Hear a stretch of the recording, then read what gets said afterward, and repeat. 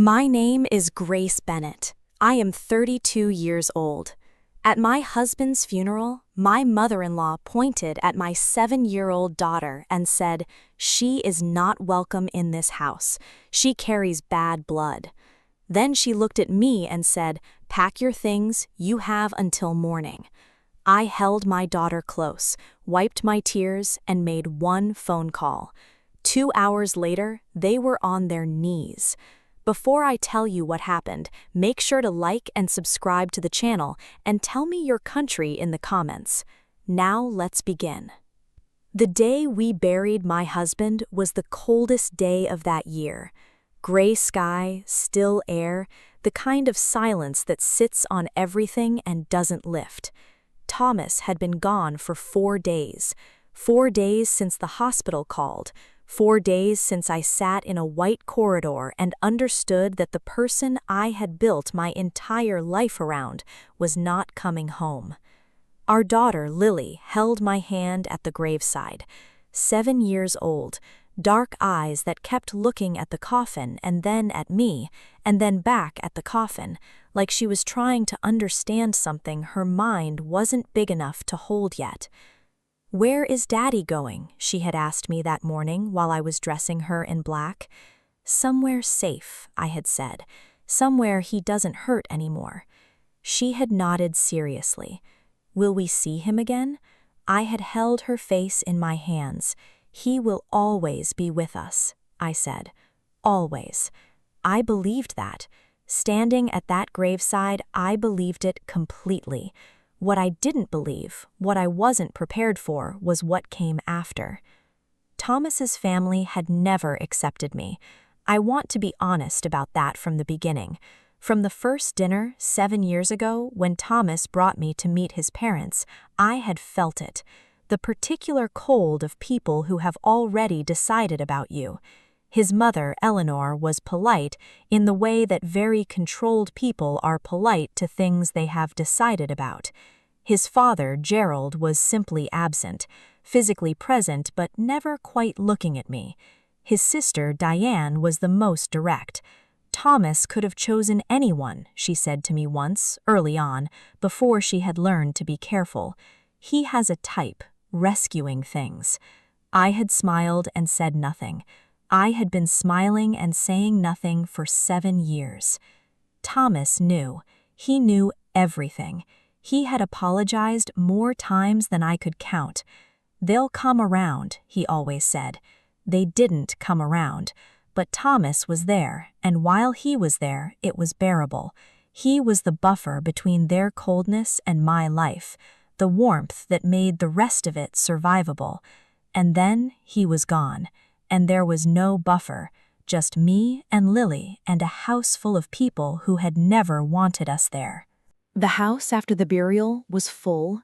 Relatives, family friends, business associates, people filling every room with black clothes and quiet voices, and the particular performance of grief that large families put on for each other.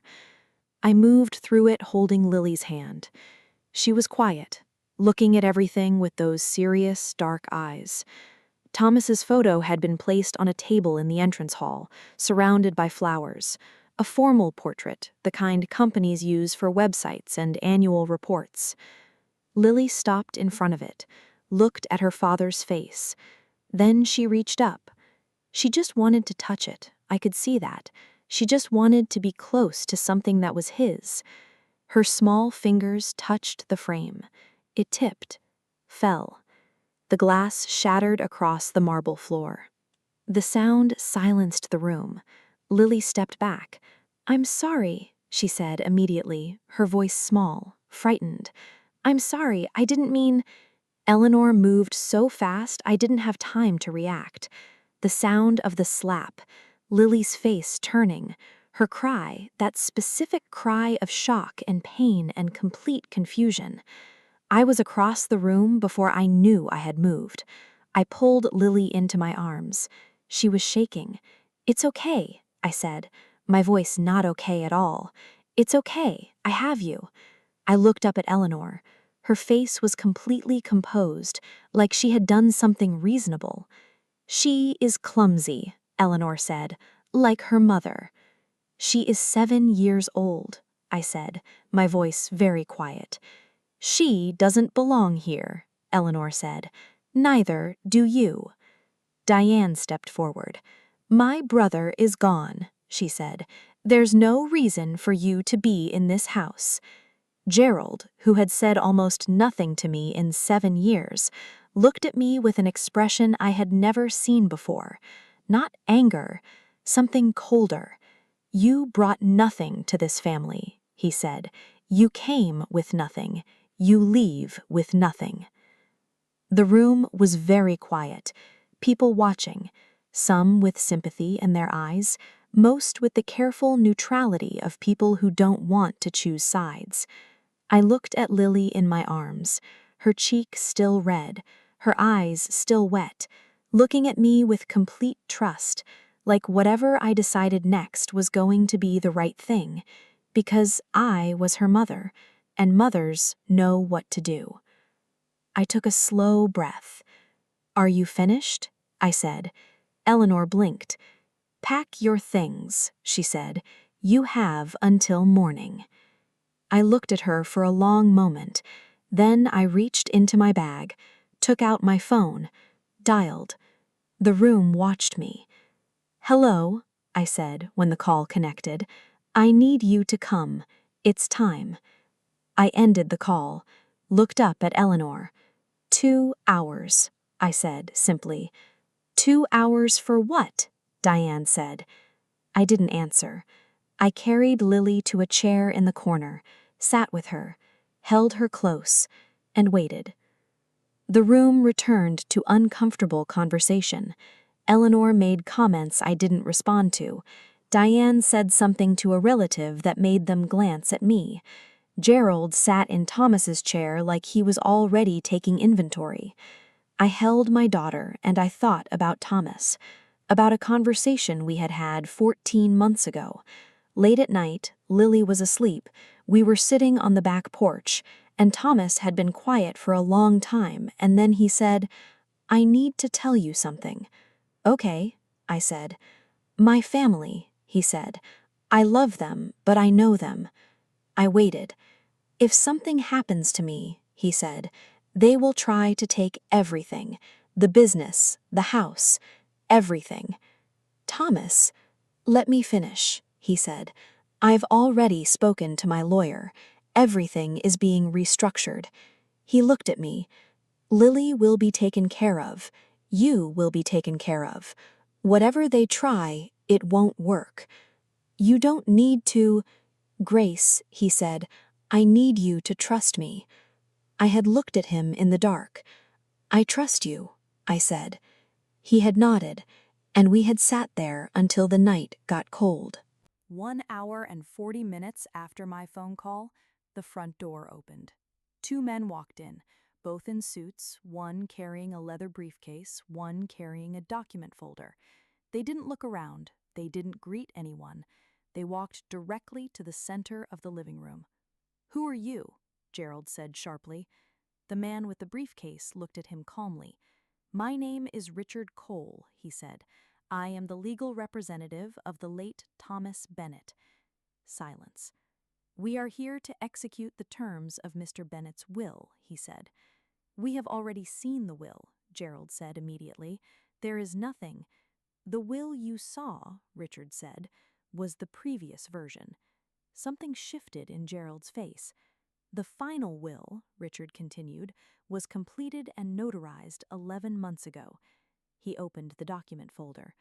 All assets, including the family home, all business holdings, all financial accounts, have been placed in trust. He looked up. For Lily Thomas Bennett.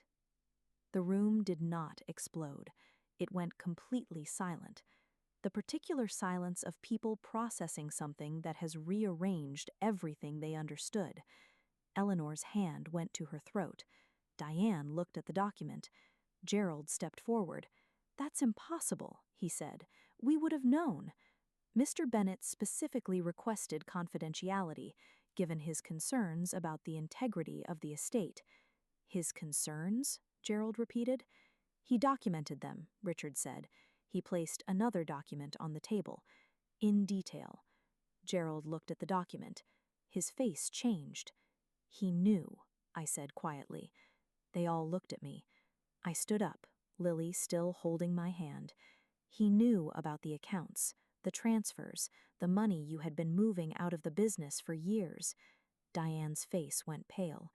He didn't say anything, I continued, because he loved you, because he kept hoping things would change. Eleanor's eyes had filled. But he protected us, I said, because he knew that if something happened to him, you would do exactly what you did today. I looked at Eleanor, the woman who had slapped my daughter, the woman who had called her unwelcome.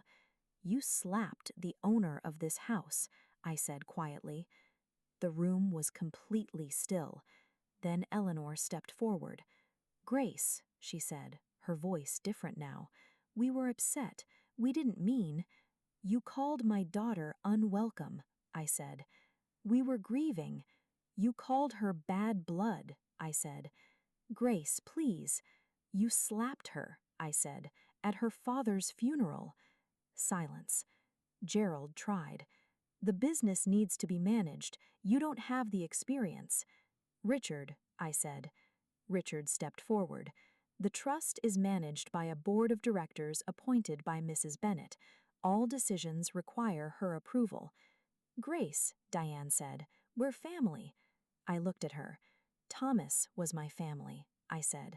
Lily is my family. I looked around the room, at every face that had watched my humiliation, at every person who had said nothing. This house, I said, belongs to my daughter. I looked at Eleanor one last time. You have until morning, I said. They left before morning. I didn't watch them go. I was upstairs with Lily. She had fallen asleep in Thomas's old armchair, the only one he always read in, curled up with a blanket I had wrapped around her. I sat beside her, watched her sleep, thought about Thomas, about that night on the back porch, about the quiet, careful love of a man who had known what was coming and had done everything in his power to make sure we would be all right. The house was different after they left, quieter, warmer somehow, like something that had been held down for a long time had finally been allowed to breathe. Lily asked me about it once, months later. She had been playing in the garden, Thomas's garden, the one he had planted 3 summers ago, and she came inside with dirt on her hands and said, "Mama, why did Grandma hit me?" I sat down with her, thought carefully about how to answer. Because she was afraid, I said, and afraid people sometimes do things they shouldn't. Of what? She said. Of you, I said. She frowned. Of me? Of how much your daddy loved you, I said. Of how much he trusted you. She thought about that. Is that why he gave me the house? She said. Yes, I said. She nodded slowly. I'm going to take care of it, seriously, like he would have. I looked at my daughter, 7 years old, dark eyes, Thomas's nose, my stubbornness. I know, I said. I know you will. They called her garbage. They called her unwelcome. They called her bad blood. And they never understood, until it was too late, that she was the only thing Thomas had ever truly trusted with everything he had. If this story gave you strength today, like and subscribe. New story every week. Comment your country below. Share with someone who needs to hear this.